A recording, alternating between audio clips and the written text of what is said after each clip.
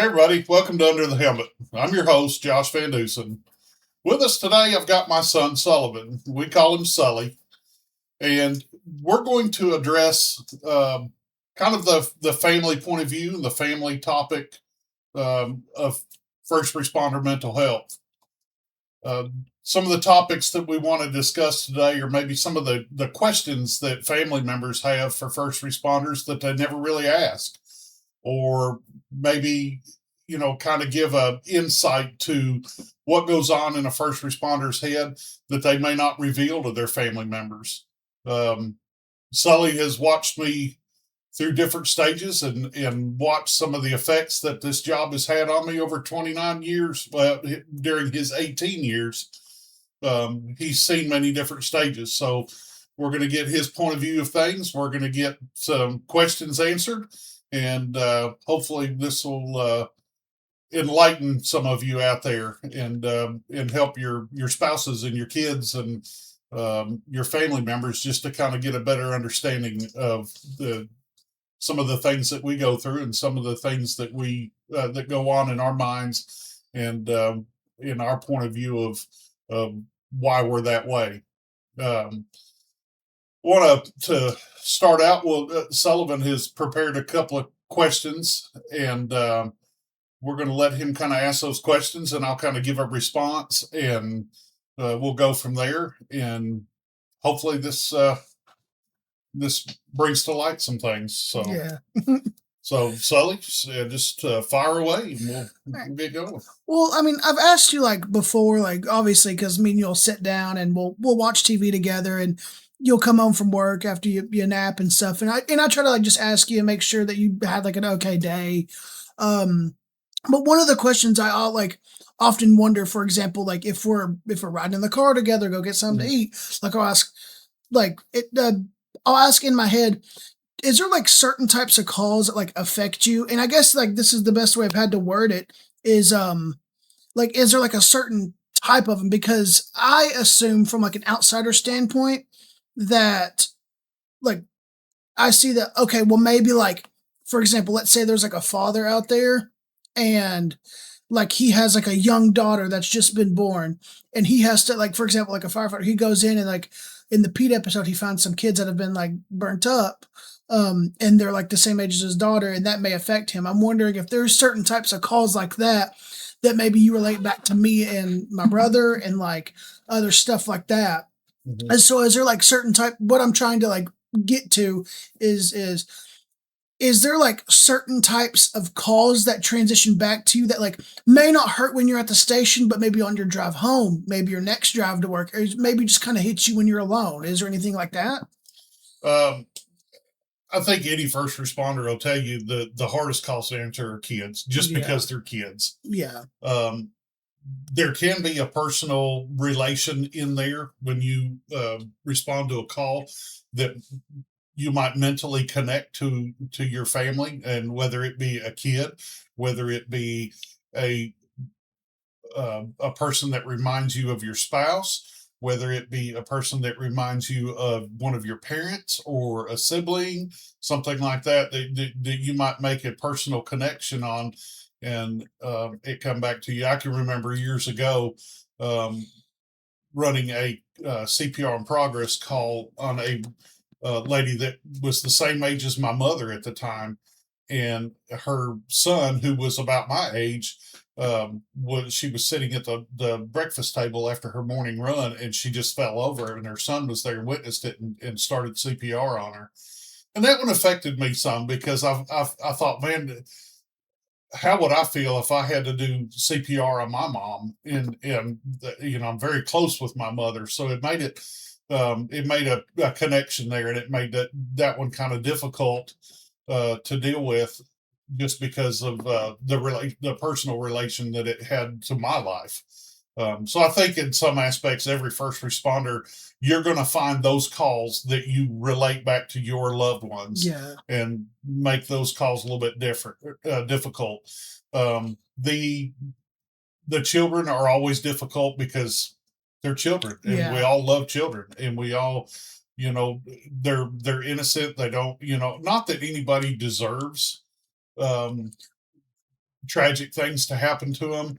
But I guess the innocence in children and the lack of life that they've had makes it very fragile for us. A question was asked to me. I kind of picked my sister-in-law's brain some on this before prior to the podcast, just because I wanted to get some input from a spouse on maybe some questions that she had, and maybe uh, kind of able to shed some light for her. So one of the things that she brought forward is, how do we deal with the, kind of the inconsistency of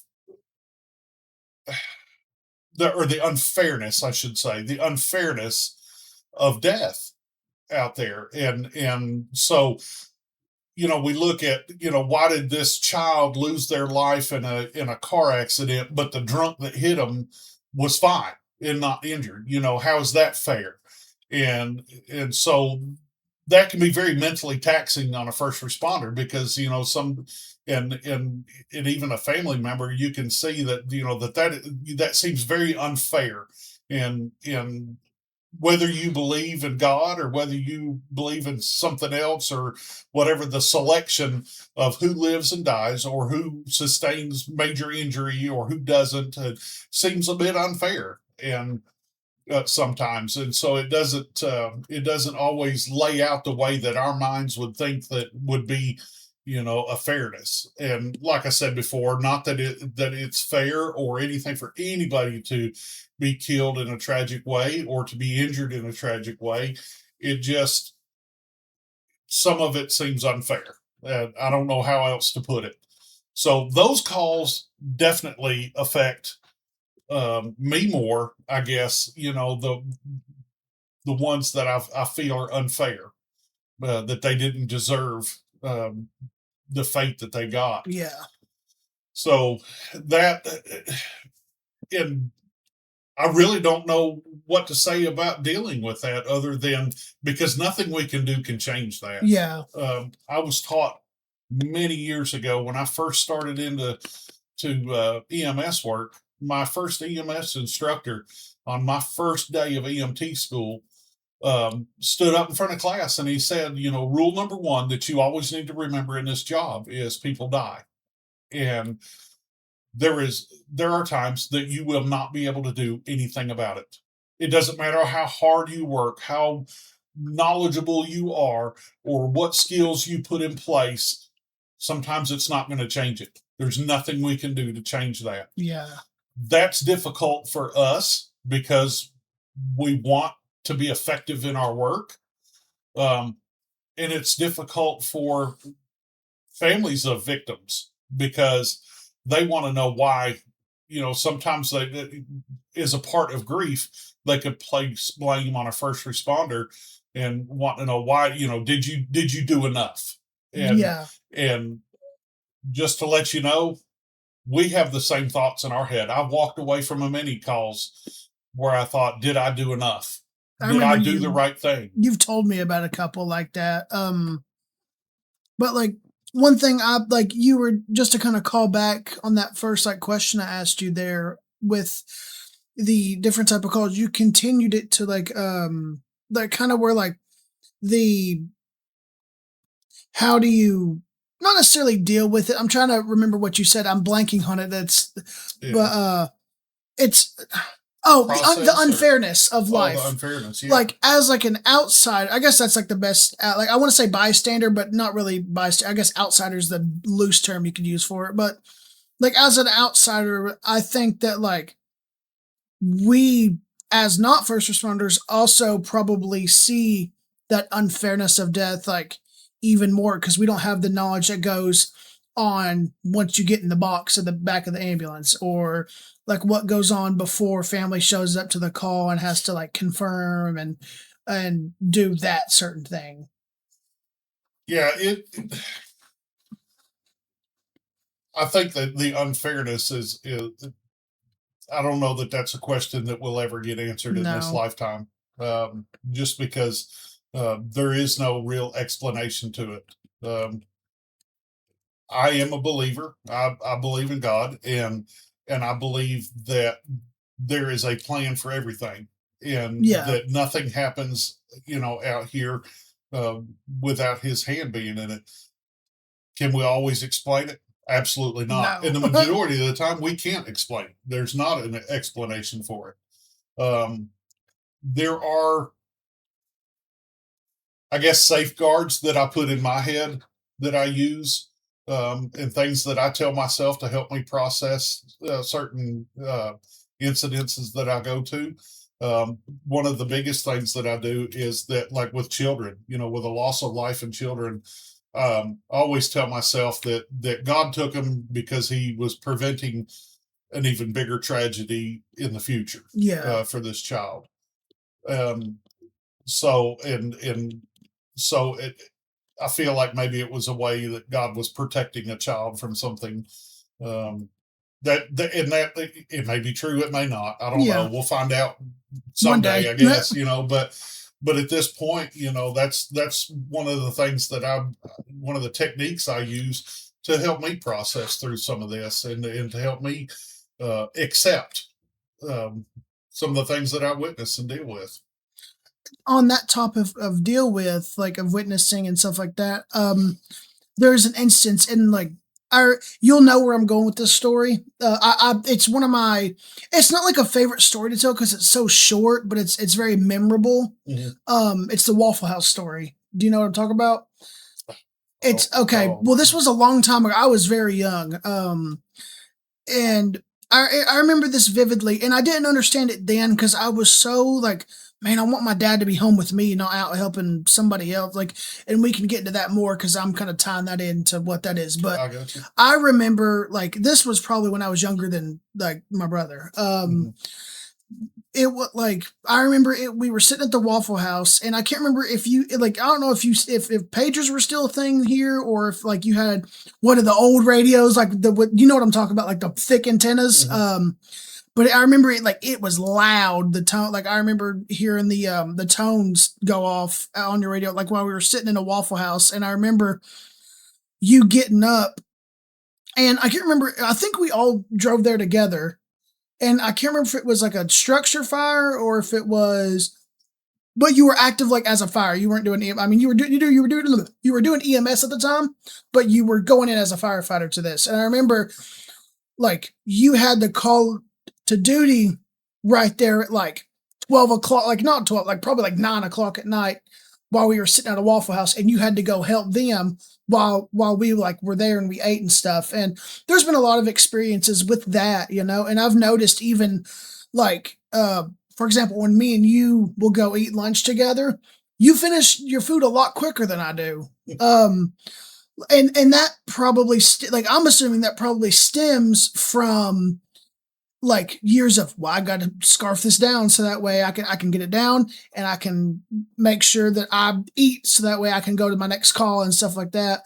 And I'm going to tie this into another question here because I'm going to kind of split it off into two. I've also noticed, for example, you we can be sitting out in the living room and you'll be in your chair and you can sleep like that. Me, there's a process I have to go through before I have to sleep. Like, and I remember you telling me a while ago, you're like, it's like I just have to get sleep when I can. I was like, yeah, I understand that. Especially with like when you have to run like a 24-hour shift and you have a call at 3 a.m., the 3 a.m., and then all of a sudden you're good until 7 p.m. Or some days it's just constant. Mhm. But I guess I'll tie this into the word of how, like, here, let me try to figure out how to word this here. I've seen this in more first responders than like normal people. Why do you feel that y'all get so cynical and like angry and stuff like that? Because I always joke with you, it's because you're older, but like I always just wonder, I'm like, what gets them like so angry? And obviously nowadays it's way back better. It's way better than it was back then, like when you were starting out. Because I know that you've talked to me a little bit about it. But I kind of want to do two questions with this. What do you think makes y'all so angry and cynical and stuff? And also, what changes have you noticed between back then and today with the therapy side of things with y'all? Like, is it because I've noticed it's more accepted now to like for firefighters to go to therapy and not just um root and toot and you just put it down and you'll be fine, you know? But if you could answer the cynical one first and then go into the why is it so much better now than back then? Yeah, well, we kind of broached off into a kind of a different segment. So let, to answer the cynical question Yeah, or the anger, that to me that was one of the symptoms yeah, of the things that I had repressed, yeah. the things that I had stored away in my little box that were coming out.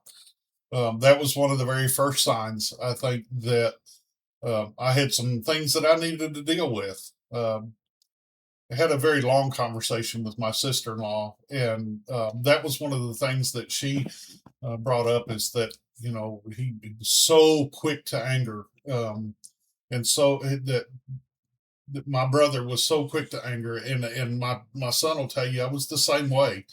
It didn't take much to light my fuse, and I was over the edge really really fast. And outside of that, there was no emotion.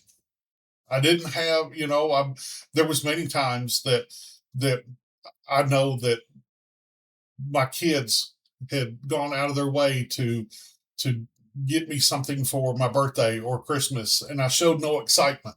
And I I remember that now that you're saying that. and that was brought to my attention a couple of times that I didn't show the excitement or the reaction that they were really desiring to see, because when we do something for somebody, when we do an act of kindness for somebody, we are looking for that Gratitude. response Yeah. from them, and it solidifies the act that we did.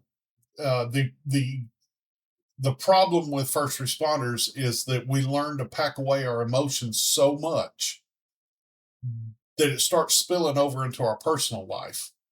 Yeah. So we do become cynical. We do, and it seems for some reason, and we've got some future episodes coming up where we're going to have some mental health professionals joining us, and that is certainly a question that I would like to ask: is why is anger the one go-to emotion for us? I don't know if maybe it's a safe emotion for us because we still maintain a protective layer, and it enables us to show an emotion but still be protected emotionally and uh, so, but anger seems to be the one emotion that we go to very, very quickly, and that is the one that's easiest for us to show a response with.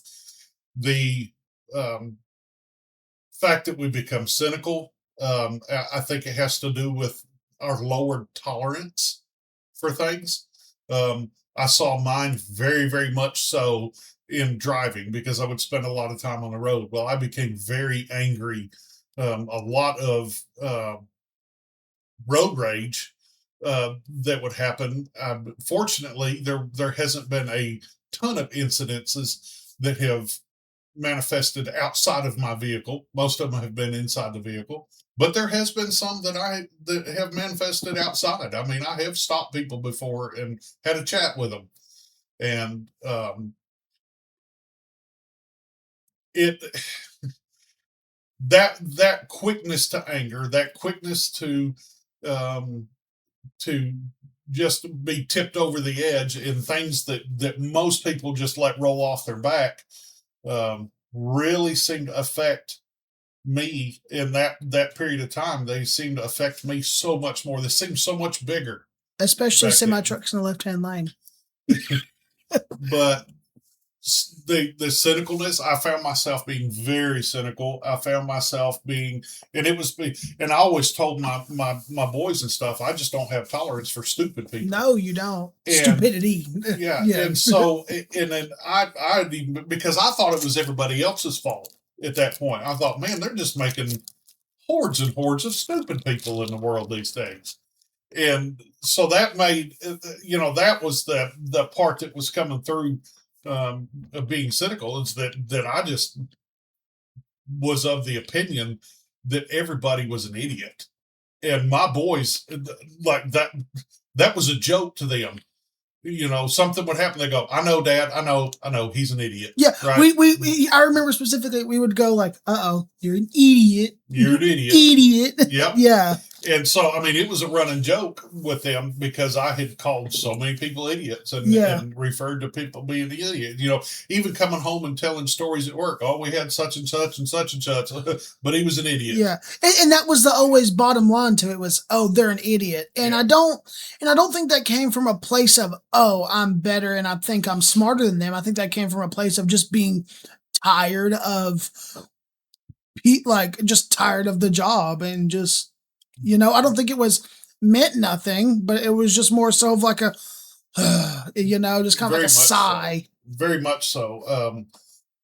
And that's the thing, is that when you start closing down inside, that your tolerance for people becomes a lot lower.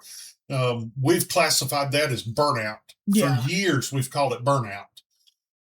Well, when you start to think about burnout, there is a certain portion of this that causes mental fatigue from just being so busy all the time.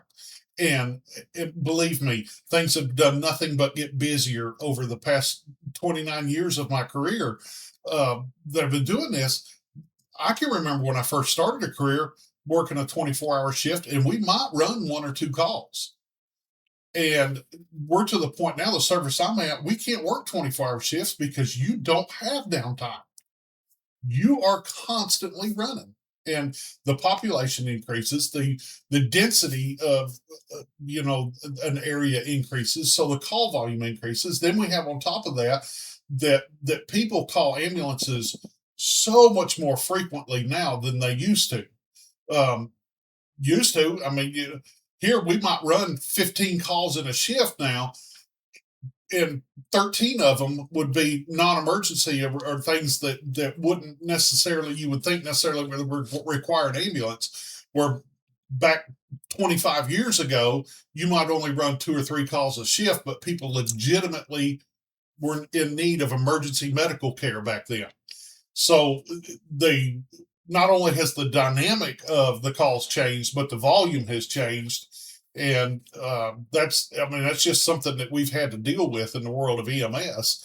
And of course, now you have fire-based service, or fire services that answer medical calls as first response. So their call volume has increased. 25 years ago, a fire service might run,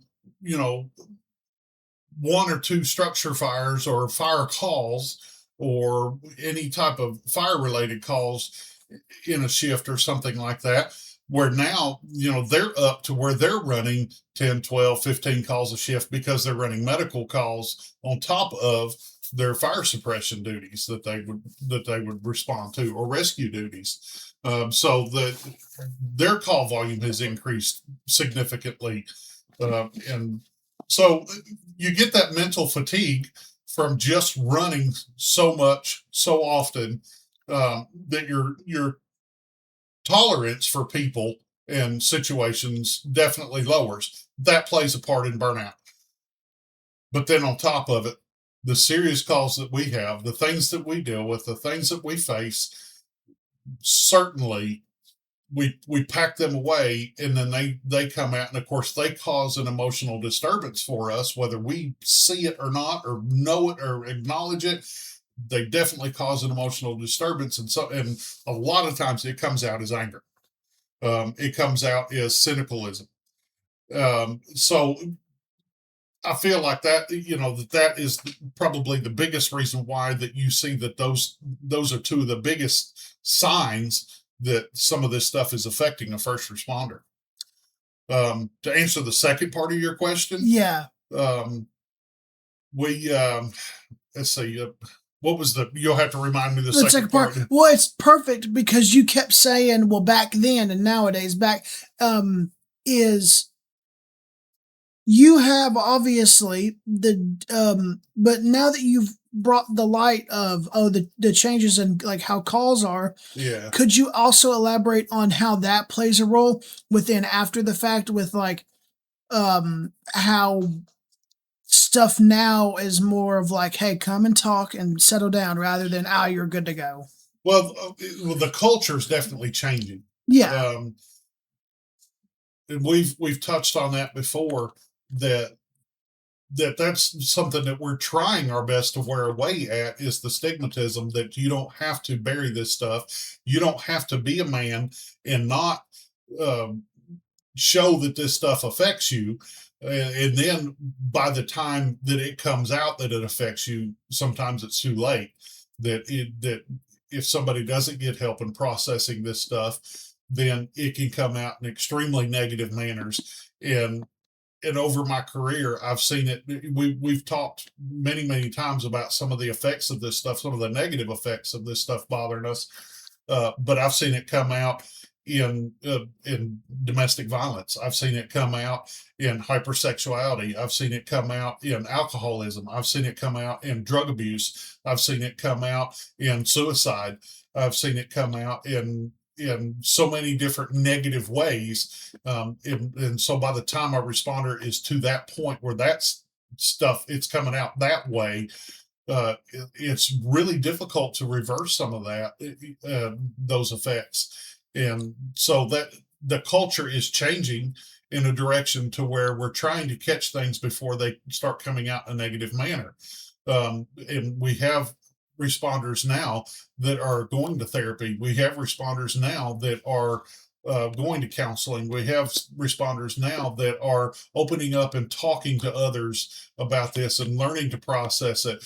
We now with the input of peer support, now we kind of have people watching over our responders and looking for telltale signs and symptoms that, hey, or even just knowing that a difficult call was run, then they can come back and check on a first responder. So that tide is changing, that culture is changing, so that we want to turn this into more of a proactive approach with our responders instead of being a reactive, because a lot of times by the time you react to this, it's already gone too far, and that is not at all where we want to be.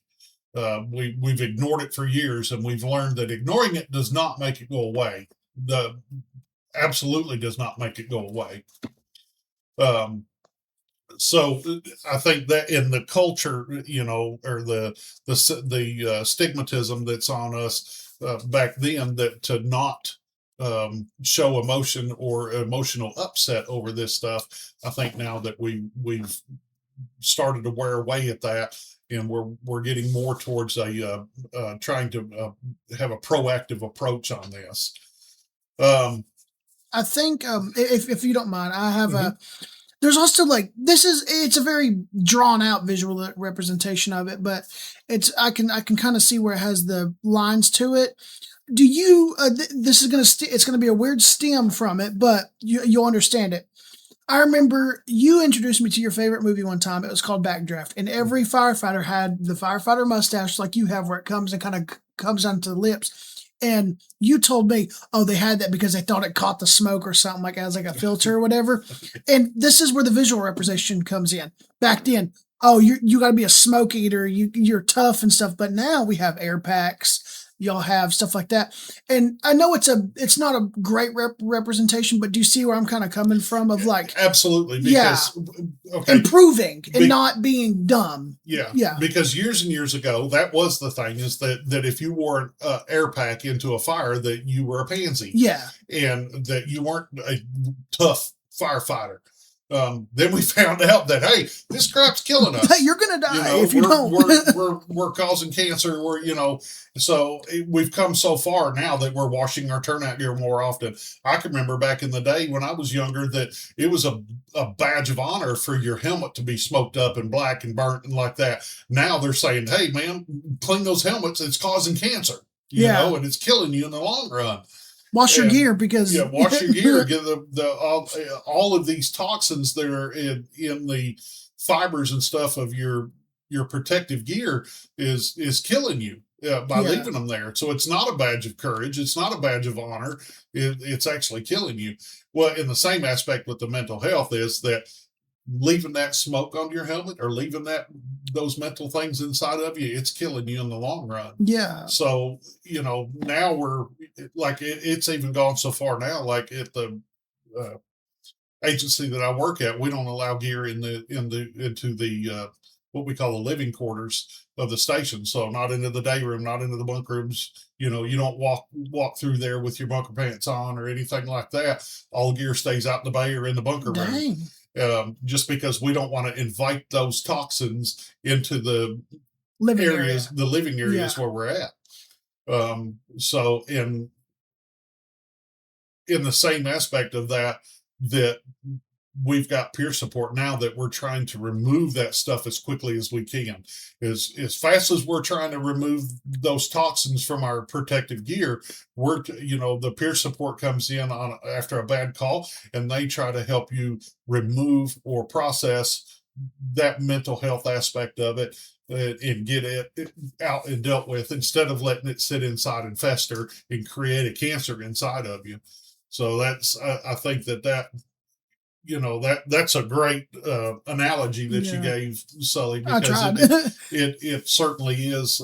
It certainly relates in both a physical nature and a mental nature to the things we do. We're where we're at now versus where we were at 25 years ago. Because I always would see, obviously, because every first responder knows this, because you always say, oh well, the movies aren't realistic, but I remember asking you all these questions, and then that eventually led to me, and this is just a question I had for you and something like this, and I can't remember if you've covered this because I've tried to listen to all the podcast episodes, but I remember back when I worked as a junior firefighter with you, I remember that I was able to do EMS with you one call.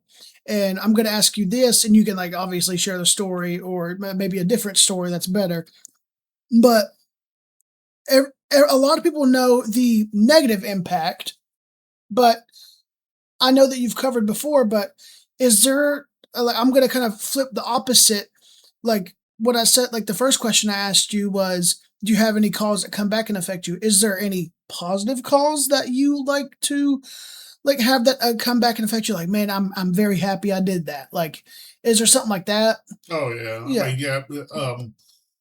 Anytime you are, especially on the EMS side, anytime you're successful with the treatment that you've given a patient and you've made a difference, those are the ones that come back. If you have a CPR and you get a pulse back and then the patient makes a recovery, one of the biggest ones, and this is I'm going to share a story, but I don't want to get too far off track here from where we're at, but I'll share this story because it is one of my favorites, and it's one that brings great joy to me.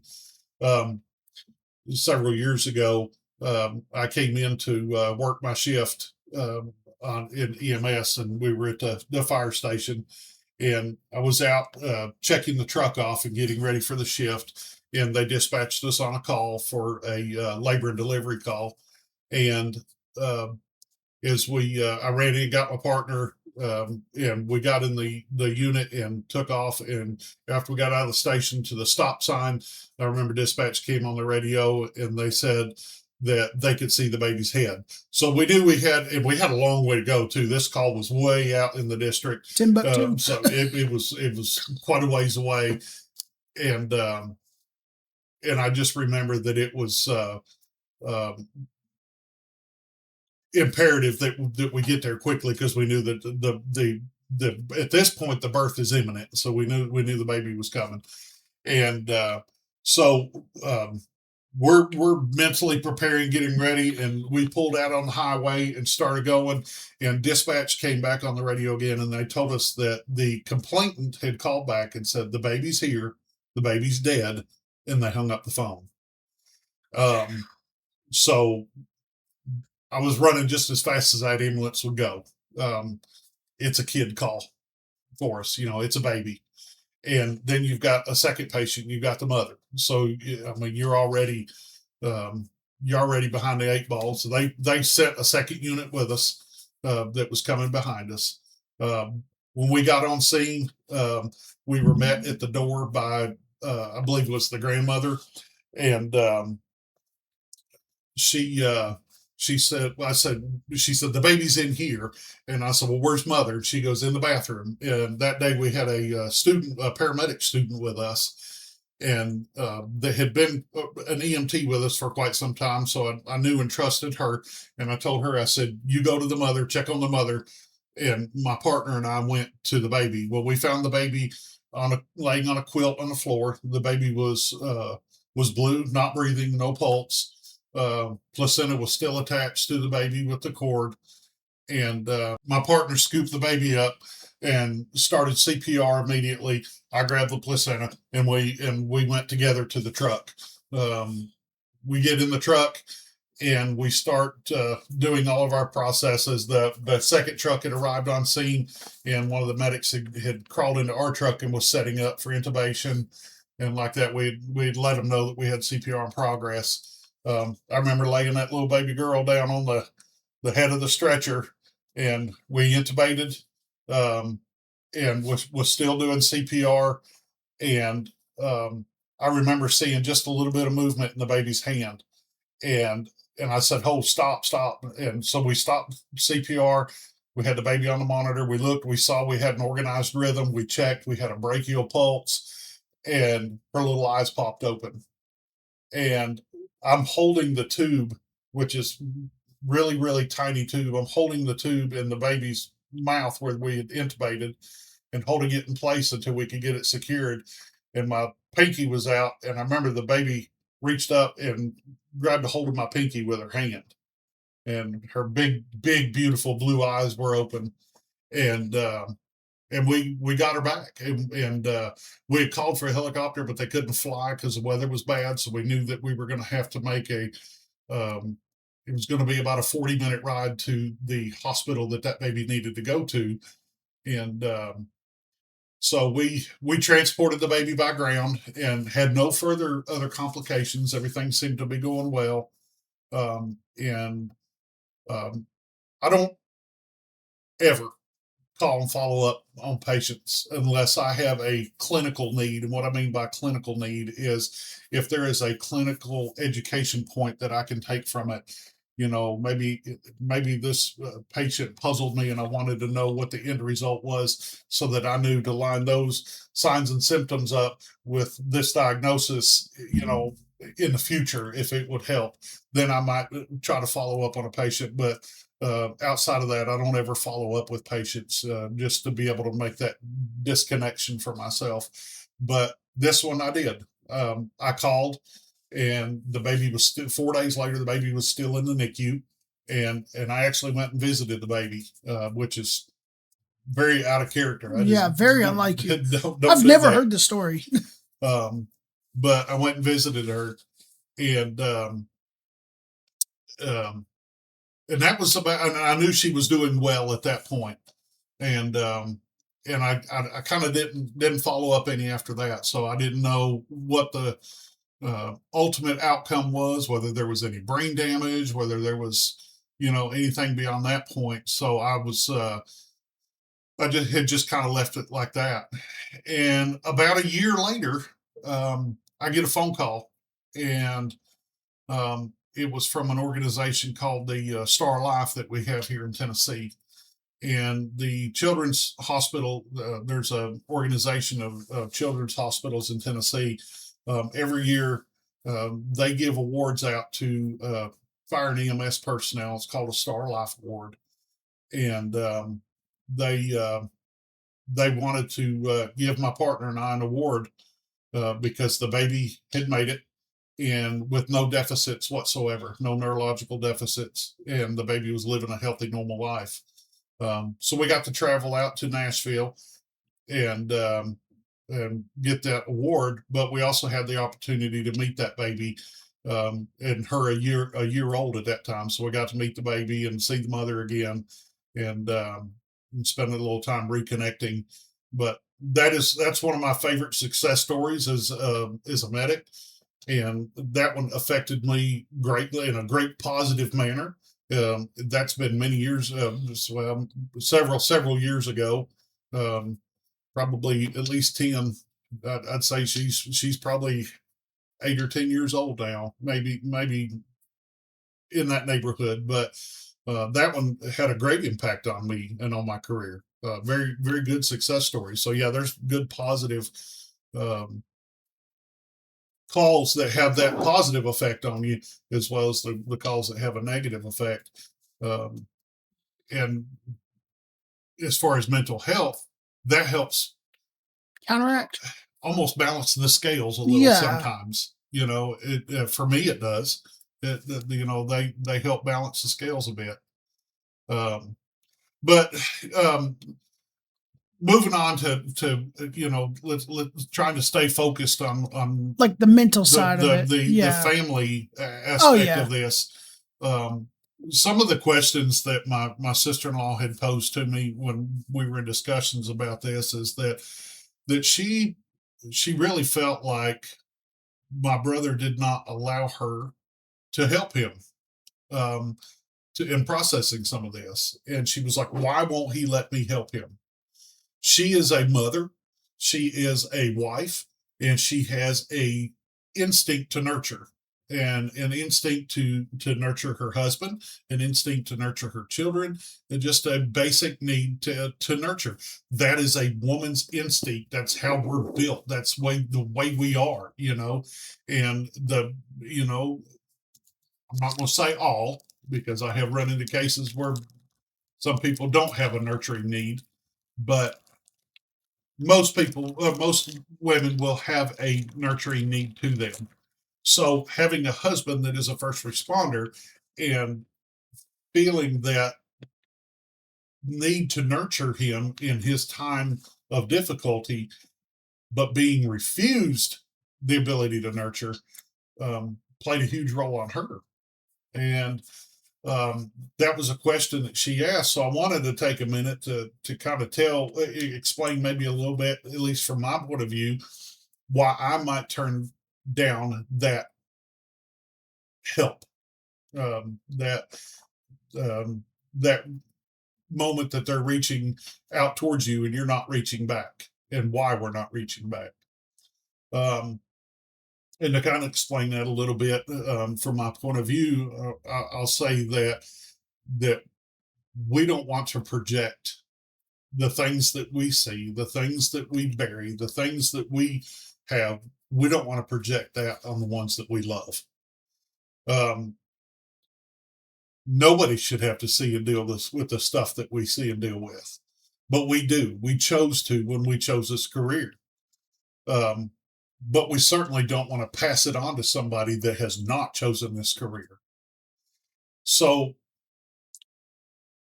telling somebody about a difficult call or something that is affecting us emotionally, we do not want to put that burden on them. We don't want them to have to deal with what we're dealing with. Think about it as a parent, okay? And if you're a parent, then you certainly understand that you don't want your kids to suffer in any way. And if you have something that you're suffering from, you don't always reveal that to your children, because you don't want to burden your children with that suffering. Um, I've heard many stories of parents that will get a terminal cancer diagnosis and never tell their children because they don't want to hurt them. They don't want to put that burden on them. And this works much the same way. Is it right? Is it wrong? I don't know. I don't have the answer to that.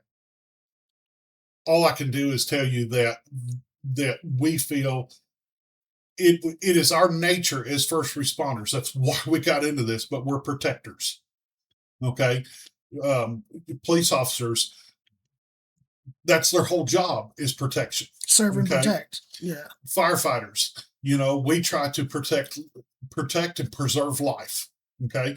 Paramedics, most certainly, we try to protect and preserve life.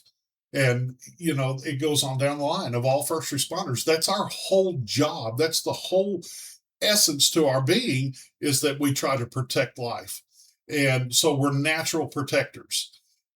Now, we wouldn't be very good protectors if we knowingly poured our emotional traumas onto somebody else. Um, and that we knew probably wasn't prepared to hear them. So that's why it is sometimes a little easier to talk to one of our own, um, because we know that, number one, they've already signed up for this, so they're already emotionally involved in this, and so they expect to see some of this traumas, and so it makes it a little easier for us to talk to them. We don't feel like we have to protect them as much as we would somebody that a family member that we care about. So I hope that kind of answers just a little bit of why that we wouldn't allow a family member to help us process through some of this stuff. Um, Another side of that is that sometimes people just they don't share. As difficult as that is, they don't share. My my brother made a statement, and he was like, you tell your spouse everything. Well, no, you don't. You know, and it's not a matter of keeping secrets. It's not a matter of not being honest with your spouse. It's a matter of protection. And um, I would absolutely not tell my son about some of the calls that I've run. No matter how much I ask you, and I'm just curious to Yeah, get the he's story. pressured many times for certain things, and Not in a bad way, I but will yeah. not tell him details of calls that I run. I won't tell him about the things that go through my head and that I think about, because that's where I noticed that things would affect me, is that my mind works really hard sometimes at Burying. breaking down a call. Oh yeah. If I run a difficult call, I will run that call over and over in my head, breaking it down and what ifing it to death. If it was a call that didn't go well, I will what if it to the end, because I want to know where I screwed up, where I did something wrong, or could something have been done different? Could something have been done more? And that that became a very difficult thing for me to overcome. Now I've had to learn to walk away from the call when I run a call now and I drop a patient at the hospital. When I come back up that hospital doors and I crawl in my truck and I finish my report, when I hit that submit button on the report, I'm done. I'm done with the call. That's over with. I don't drag it on out. I don't rehash it in my mind. I don't ask myself all these questions that I used to ask. I make myself be done with it, and I move on in my mind to different things. Now, there's going to be calls that will stick with you past that, but I have made a mental decision that I will not rehash those calls in trying to figure out where I messed up. I'm very confident in my training. I'm very confident in my experience. And I am I feel very comfortable saying that when I run a call, that I put every bit of myself into that call, so at the end of the call that I know that I did everything that I could do. And I don't have to go back and ask myself where I messed up. If I mess up on a call, I promise you I will know it right away. If I forget something, just for an example, I don't want to get into story time here, but we had a call here not too long ago, maybe a month or so ago, and I picked up this patient, and when when I got her in the truck, it just seemed like every point that we turned to, there was something else wrong. Like her heart rate was low, her blood pressure was low, and and I was doing different treatments and all this, trying to improve the heart rate and trying to improve the blood pressure, trying to improve that in turn would hopefully improve the mental status, and so I'm focused on this, and I had an EMT student with me that day, and we got almost to the hospital, and I realized I hadn't checked her blood sugar, which should have been one of the first things that I checked.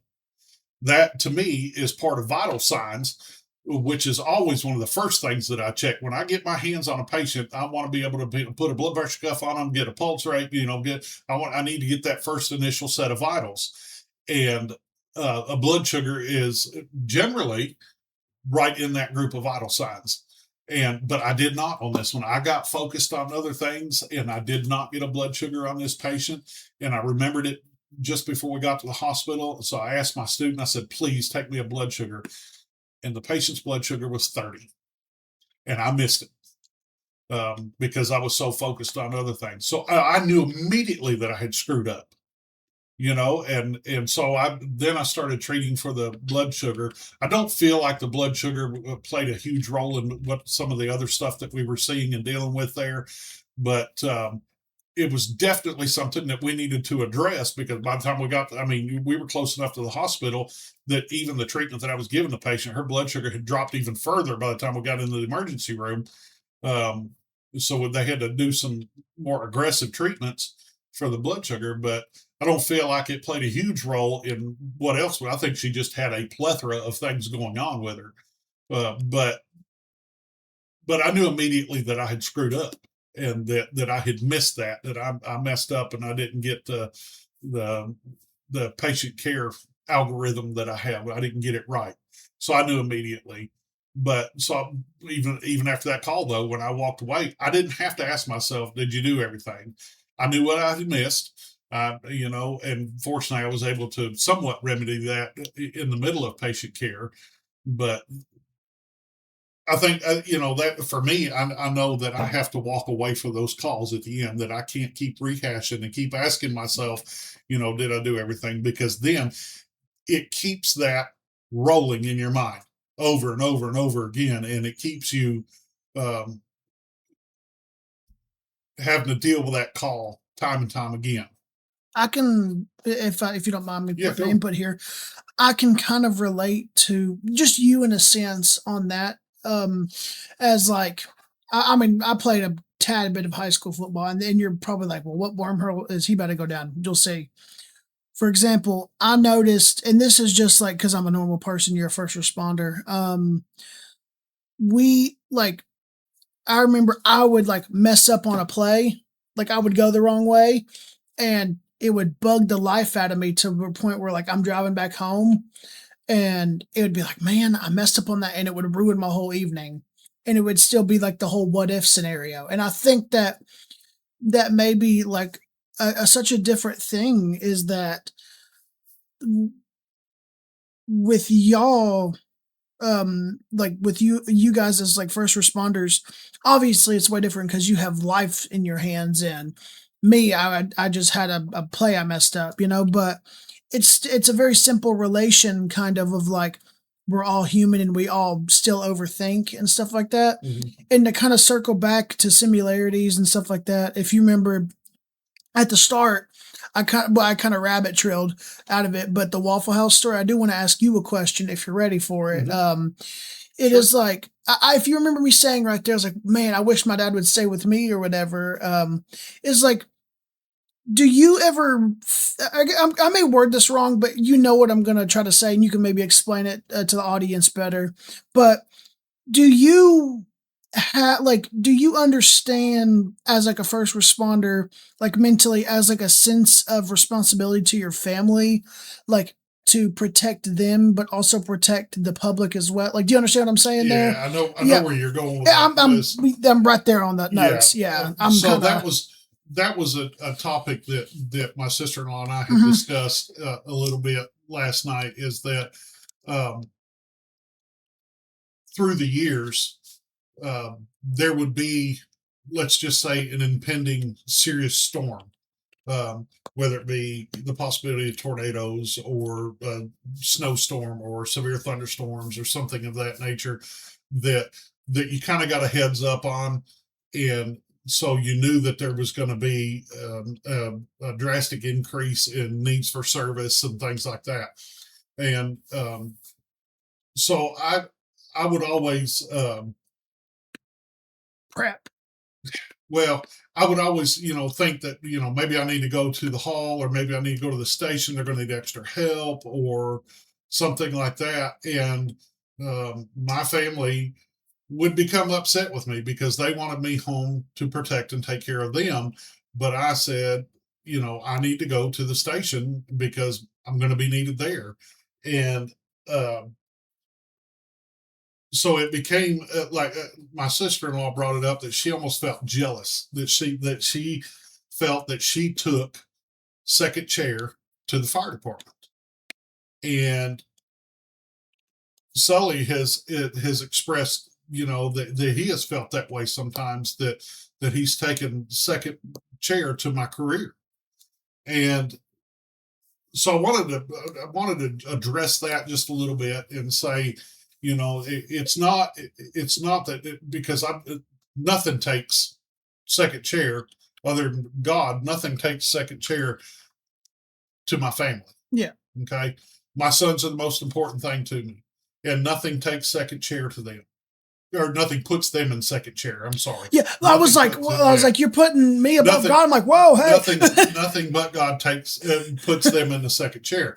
They're always my primary responsibility, my primary concern, and but on the other hand of it is this is the career path that I chose. I have a sense of responsibility and a sense of duty to go help others when they need it because that's what I'm trained for. That's what I do. That's what I chose to do as a career. And I always felt like, and my knee jerk response to that was always, well, if everybody said that, then there would be nobody to go. Yeah.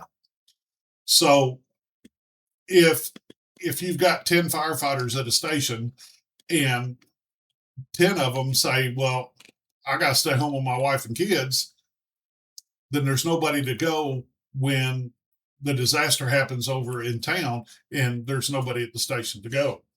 So that is a peek inside that we certainly need to um, take care of the needs of our family, and we do have a huge responsibility there for our family, but also the family should have an understanding that there is a huge sense of responsibility that comes with this career, that we are the ones that are trained. The response that I always got was, somebody else can do it. Well, somebody else may not have the training and the knowledge and the experience that I've got to be able to handle the calls that are coming out.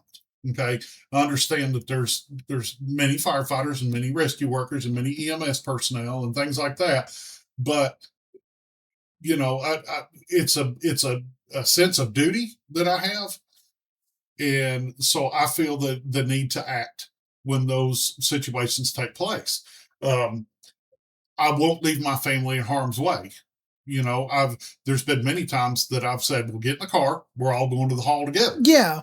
And um, that way I can keep them close and I can answer the call for service too. But I may even be able to look at the storm track and say, well, this is. And here's the other thing is that if I'm at the hall, then I'm there with the equipment that I would need to come out if you did need help. There's nothing that I can do to prevent a tornado. Yeah. Absolutely nothing. And I can't choose the path that it takes. But if it takes a path that comes near my family, then I have the ability to do something about that with the equipment that I've got. So I feel like I can kind of cover both ends if I'm there. If I'm sitting at the house buried under rubble with my family, I'm in no help whatsoever. So just I want that sense of responsibility to be known, that we're not leaving our family at the house and not protecting them. We are trying to cover more than one area of it. We're trying to protect our family and protect others that we've sworn and promised to do. Well, that definitely So, answers that question for me. Like, because I could always like say, well, I can see it from both sides of the like field, but that really puts it in like perspective, I guess you could say for me. Is the whole, especially when you said with the equipment deal, and I do mhm, remember times when I was younger, we would load up in like the truck and go to the fire station, or even sometimes I would, because I'm the older of the two, I would even sit in the back and watch you go and help these people, you know. Um, and I guess it's just a huge a huge portion of everybody doesn't really notice the actual work. And obviously, if they were to get really deep in thought, they'd just be like, well, it's their job, you know. But there's obviously more fallout, and the families of them hear that more, mhm. you know. And a question that I have and that we discussed last night is like, how can like families help first responders? That's my Yeah. question. Before I answer that, I Yeah, want to back up just a little bit. yeah, I wanted to say that with this sense of responsibility that we have, okay, um, our job is unlike anybody else's. As first responders, our job is not comparable to any other job on the face of this earth. I'm selfish. I'm sorry. That's the way I feel. But you cannot relate our job to anybody else's. Um, the the contractor that builds houses, okay, there is no life and death urgency for a house to be built. The I don't the bus driver that goes to work every day, there is no life or death issue with him driving the bus. If he doesn't do his job that day, nobody dies. You know, and the same thing with the contractor, a school teacher. Okay, if she doesn't go to teach that day, that is not a life and death situation where somebody could die if she doesn't go to teach that day or he go to teach that day. If we don't go to work and we don't do our job, somebody could absolutely die. That's my sense of responsibility. for example, the baby. That Yeah, if I take off work and they could. This happens a lot more than you would think. But as a medic, I took off work and they couldn't find somebody to fill my spot. They would have to shut the truck down, which means that if somebody called 911 needing an ambulance, that an ambulance would have to come from a further district because I was out of work and they had to shut the truck down. So me taking off that day could absolutely cost somebody their life, because sometimes it is time is of the essence. A lot of times in the medical field, time is of the essence. That's why you hear about the golden hour and the things like that, is that time is critical in our job. Okay. Stroke patients, they'll tell you time and time again, time is brain. So the longer that stroke patient is suffering from that lack of oxygen to that portion of the brain, the longer they suffer, the more brain tissue dies. A heart attack patient, the longer that portion of the heart goes without oxygenated blood, the more heart tissue dies. Okay, so it may not end up in a full physical death, but there is more damage that happens with time. So time is of the essence. So if you have a responding unit having to come from further away because somebody was out of work and they had to shut a truck down, then you taking off that shift or you not being there greatly affected the outcome of that call. And that is my sense of duty. That is my sense of responsibility. That I don't want somebody's life to be negatively affected because I chose not to go to work that day, or I chose not to go into the station and be there for a faster response.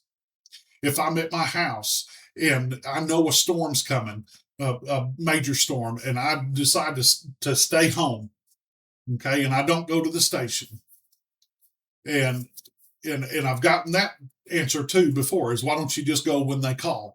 Okay. Just for example, a storm's coming and you stay at home and then the call for service comes. Now you've got to go to the station, but there's trees across the road, so you can't get to the station the normal route. So you're delayed trying to find another way around. So now that delays your time even more to get to the station, where if you were already there, then you could respond from the station. And if I'm at the station and I'm responding and there's a tree across the road, well, I've got chainsaws on the truck that can get that tree out of the road and let my response continue. So I think about things like that. And I think about, I try to get, we all try to figure out how we can do our job more efficient, as first responders, and, what is the most effective and quickest way to do our job. And answering that sense of responsibility that we have, if that makes sense now to a family member, to help them understand why when a bad storm is projected, or when that we hear of a certain potential disaster going to happen, that we might want to migrate and be in a stage of readiness, because we know that the need is going to be there, and we want to be able to answer that need in the quickest and most effective manner that we can. So but now to go on to the question that Sully asked, how can you as a family member help a first responder in their mental health needs? Because sometimes it can be difficult to get them to open up and talk to you that they're even suffering from the effects of these tragedies that we deal with. I think the biggest thing is going to be recognition that something is affecting that responder. Nobody's going to know these true responders like their family members. So, Sully, I'll ask you, when I come home from work, within the first 10 minutes of me being here, can you tell whether I've had a good shift or bad shift? Yes, 100%. Okay, because he knows me. He knows what my normal baseline status should be. And if I differ from that, that's one of the first things out of his mouth is, what's wrong? And I'll sit there and pressure you until you open up. So, and that's okay with me. Yeah, but not in some cases. But it may not be in some cases. But recognition that something is going on. Okay. Then finding, because nobody's going to know your loved one like you do, finding that way in. It may not be pressure. Sully knows that I'll crack under his pressure. Eventually, I'll tell him, yes, something is bothering me, because you'll ask him. I'll tell him 150 times, I'm fine. I'm fine. But I can still tell that there's an underlying issue. But he'll go to 151 to the point where I say, all right, we had a couple of rough calls, really stressed out, really just, I need some quiet, peaceful time sitting in my big man chair and playing the show. Yeah, playing, and that's all it takes, like, for you. But even as like a family member, like, we want a sense of, don't keep it, but more so like we want you to, and I think it actually helps with you, but maybe you just don't notice it, like the acknowledgement of, okay, something did happen and it kind of messed with me, but you, for example, you play video games or you watch a TV show or something like that, and it helps. But even as a I play family video game. I video play game, baseball. That's yeah, it. yeah. you But even like I can kind of see where, for example, like a couple days ago, it was just a rough shift, um, and you like just come home and I could again I can aggravate the horns off a billy goat, but like I was just like, Dad, you good? You're good? You good? And like it was like, and you came home from a night, no, no, sorry, a day shift, which means you came home late. So it was like 10 o'clock. I'm like, Dad, you good? You're like, yes, I just need to sleep. But you told me the next morning that something was bothering you, but you were okay though. So I feel like the best thing for, in my opinion, is like you said, find your way in, Mhm. a good way in, find a good way in. And sometimes all it can take is just a simple for the person asking is like just to know that they acknowledge that the first responder acknowledges that something did happen, Yeah. because I'm sure there's many out there, because you've done it before, where they're just like, it's fine, I don't care about it, it's fine. And that may be a thing, but the first responder may not know that maybe even acknowledging that it did affect you hurts a little bit. Yeah. The when you have to find a way in with your loved one, um, that can look like a whole bunch Million. of different Yeah. things. Um, it can be anything from the way Sully knows to get in is to ask 151 times and not stop at More like 150. 1,000, but yeah. But there also might need time that hey, they just want you to sit down beside them on a couch and just be quiet for a few minutes, and then give them time to decompress, and then say, I know something's bothering you. Do you want to share with me? Okay.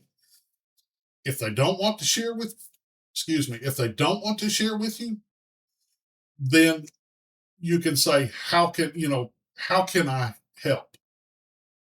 What can I do to ease your pain or to ease your stress? Okay. Um, and getting some of us to open up is difficult because we've learned for years how to shut everybody out. And so you've got to figure out how to get past years of habit there. But like I said, nobody knows your loved one like you do, so you're going to be able to find that path in. You're going to be able to find that avenue that will allow you to communicate with them.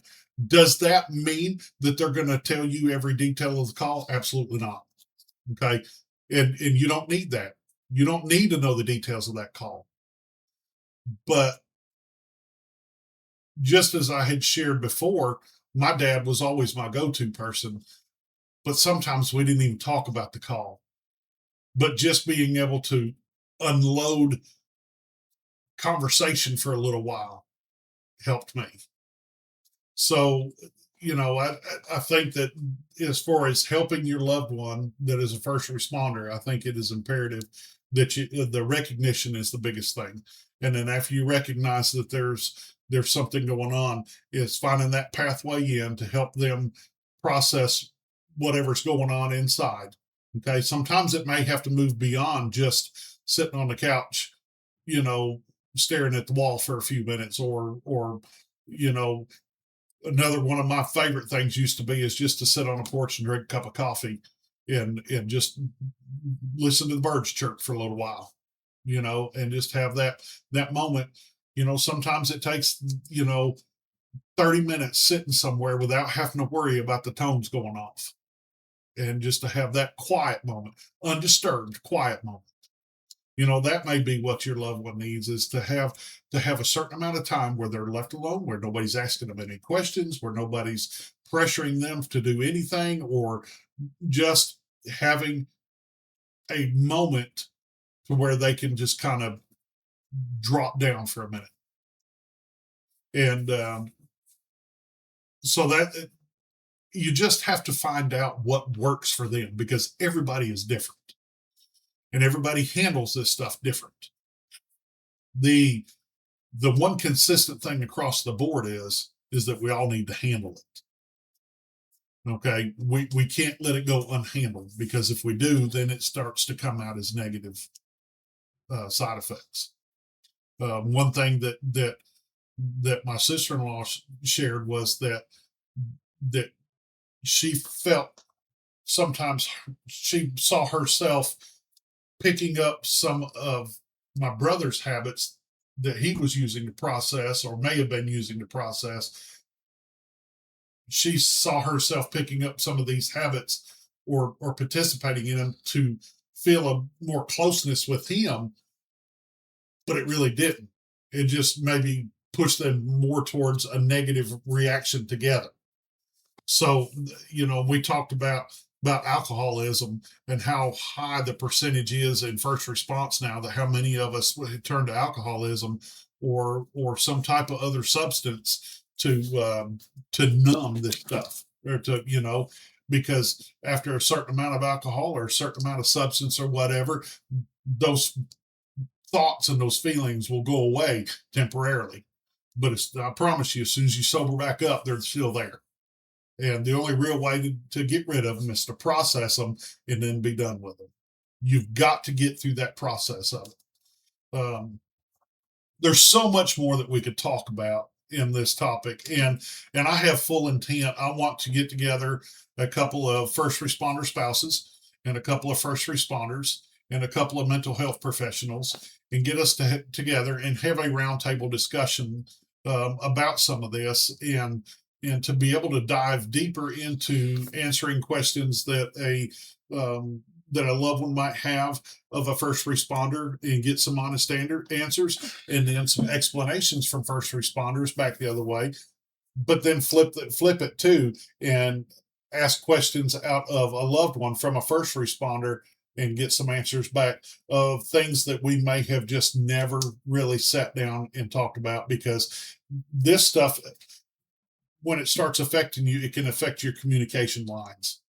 I'm going to share a brief story about my brother and my sister-in-law, and then we'll let loose for today. But Mhm.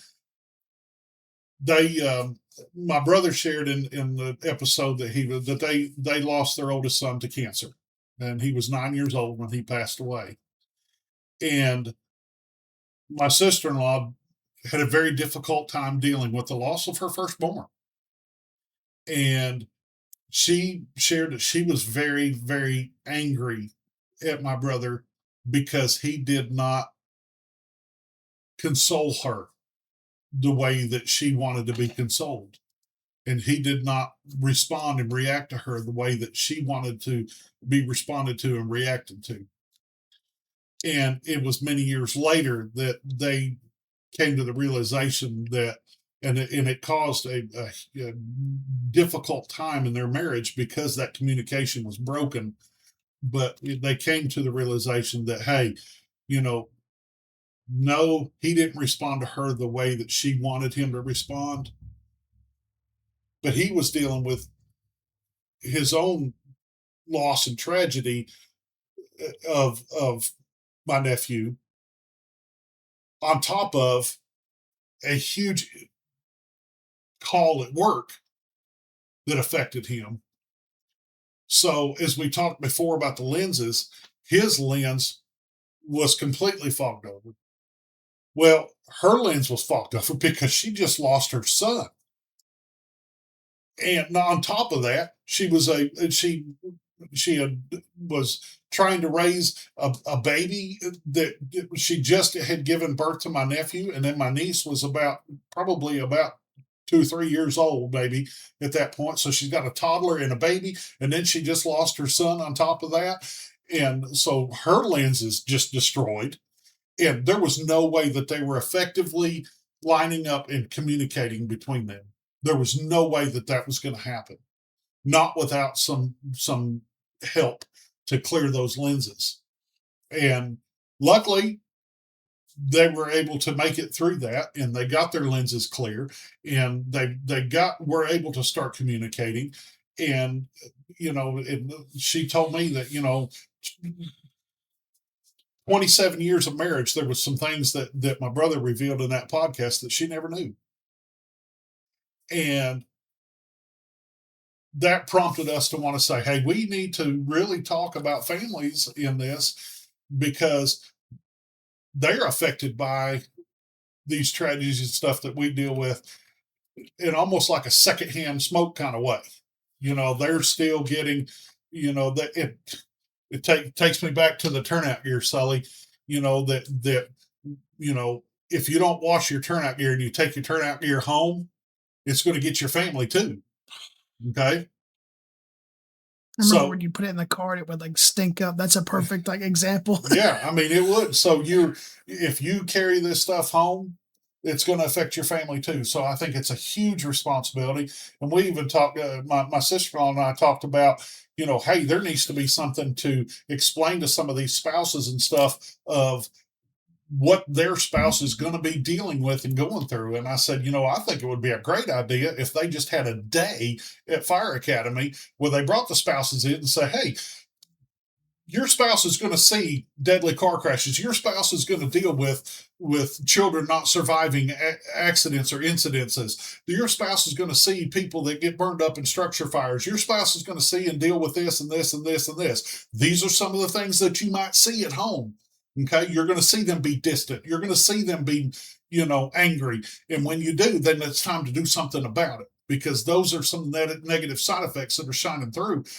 And I think that we need to provide some preemptive education to spouses. Who knows? If you do that, it might just save some marriages in first responders these days. Who knows? But I think that we need to start looking, not only looking very closely at our first responders for their mental health, but we need to look beyond that too at our spouses and take care of our whole family, because it affects the whole family. I feel like this stuff greatly affected my relationship with Sully. We had a few years there where we barely even spoke. And he actually hated his dad. That was hard for me to know that my son hated me. And once we got past that and we figured out how to properly deal with the things that I was going through and the things that I was dealing with, we've got a stronger relationship now than we've ever had. We're way, way further than where we've ever been. And so I think it's very important but we're very open with each other about, I don't share details of calls with him, but we're very open. I have no issue going to him and say, hey man, I'm having a difficult day today, and we might need to go smack some balls with a bat somewhere, or we might need to, just just whatever. And so he's very responsive to that with me, because now he understands me a little better and I understand him a little better. So, but I know this is a long episode, guys. I thank you for tuning in. I really do.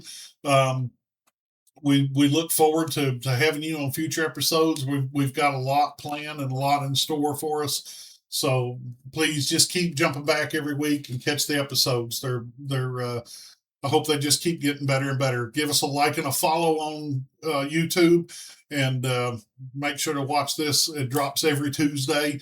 So be ready for the new episode to drop every Tuesday, and join us. You guys feel free to email me any questions that you have, any episode ideas that you might have, or any of the guests that we have on here. If there's questions you want to ask of them or of me, please drop an email. It's underthehelmettn@gmail.com. It's also listed along with all of our links. The email should be listed there. So if you're watching on YouTube or whatever, just look down in the info portion and you'll find the email down there. So thank you guys so much for joining us. I really appreciate it. And stay safe out there, because we need you. Your families need you. Your communities need you. You guys, this is Under the Helmet, and I'm Josh Van Dusen. Thanks.